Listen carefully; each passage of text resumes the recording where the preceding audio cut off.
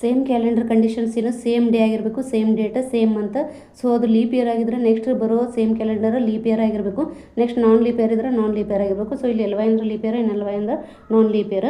So ಇಲ್ಲಿ ನಾವು 1897 same ಕ್ಯಾಲೆಂಡರ್ನ find ಮಾಡ್ತಾ ಇದ್ದೀವಿ. ಸೊ ಇಲ್ಲಿ 1903 ಅನ್ನೋದು ಆಗಲಿಲ್ಲ. ನೆಕ್ಸ್ಟ್ ಇಲ್ಲಿ 1904 ಲೀಪ್ ಇಯರ್ ಆಗಿದೆ, ಇದು ಕೂಡ ಆಗೋದಿಲ್ಲ. ನೆಕ್ಸ್ಟ್ 1905 ಇದು ನಾನ್ ಲೀಪ್ ಇಯರ್ ಆಗಿದೆ. ಟ್ರೈ ಮಾಡಿ ನೋಡಿದಾಗ ಇಲ್ಲಿ 8 + 1 9 ಆಡ್ ಡೇಸ್ ಬರ್ತಾವೆ. ಆಡ್ ಡೇಸನ್ನು ಫೈಂಡ್ ಮಾಡೋದು ಹೆಂಗಂದ್ರೆ ಇಲ್ಲಿ ಇಯರ್ಗಳ ಡಿಫ್ರೆನ್ಸ್ ತಗೋಬೇಕು. ಅದೇನು ಡಿಫ್ರೆನ್ಸ್ ಬರ್ತಾರೆ ಅಲ್ಲಿ ಲೀಪ್ ಇಯರ್ ಮತ್ತು ನಾನ್ ಲೀಪ್ ಇಯರ್ ಸೇರಿರ್ತಾವೆ.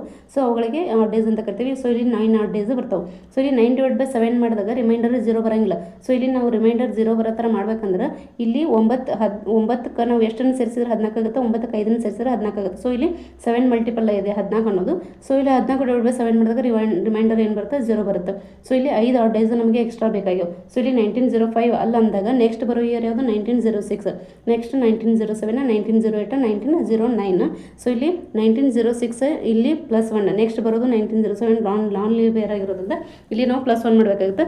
ನೆಕ್ಸ್ಟ್ ಇಲ್ಲಿ 07, ನೆಕ್ಸ್ಟ್ 08 ಇದೆ. ಸೊ ಇಲ್ಲಿ +2 ಮಾಡಬೇಕಾಗುತ್ತೆ. ನೆಕ್ಸ್ಟ್ ಬರೋದು ಲೀಪ್ ಇಯರ್ ಆಗಿರೋದ್ರಿಂದ ಇಲ್ಲಿ +2. ನೆಕ್ಸ್ಟ್ ಇಲ್ಲಿ 08, ನೆಕ್ಸ್ಟ್ ಬರೋದು ನಾನ್ ಲೀಪ್ ಇಯರ್. ಸೊ +1 ಮಾಡಬೇಕು. ನೆಕ್ಸ್ಟ್ 1909 ನೆಕ್ಸ್ಟ್ ಬರೋದು 10 ಆಗುತ್ತೆ. ಸೊ ಅದನ್ನು ಕೂಡ ನಾನ್ ಲೀಪ್ ಇಯರ್, ಇಲ್ಲಿ +1 ಮಾಡಬೇಕು.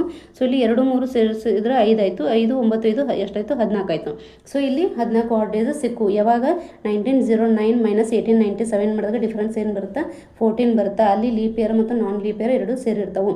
ಸೊ ಇಲ್ಲಿ 1897ರಿಂದ 1909 ಅಂದ್ರೆ 1904 ಒಂದು ಬಂದಿರುತ್ತೆ, 1908 ಒಂದು ಬಂದಿರುತ್ತೆ. 2 ಲೀಪ್ ಇಯರ್ ಬರ್ತಾವೆ, ಉಳಿಕೆದು 12 ಏನು ನಾನ್ ಲೀಪ್ ಇಯರ್ ಬರ್ತಾವೆ. ಸೊ ಇಲ್ಲಿ 12 2 14 ಟೋಟಲ್ ಎಷ್ಟಾಯ್ತು 14 ಆಡ್ ಡೇಸ್ ಅದು.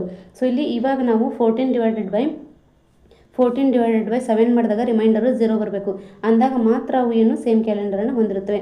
ಮತ್ತು ಇಲ್ಲಿ 1909 ಅನ್ನೋದು ಕೂಡ ನಾನ್ ಲೀಪ್ ಇಯರ್, 1897 ಅನ್ನೋದು ಕೂಡ ನಾನ್ ಲೀಪ್ ಇಯರ್. ಸೊ ಇಲ್ಲಿ 1897ದ ಸೇಮ್ ಕ್ಯಾಲೆಂಡರನ್ನು ಹೊಂದಿರುವಂಥ ವರ್ಷ ಯಾವುದು 1909 ಅನ್ನೋದು ಕರೆಕ್ಟ್ ಆಗಿದೆ. ಆನ್ಸರ್ ಕರೆಕ್ಟ್ ಆಗಿದೆ.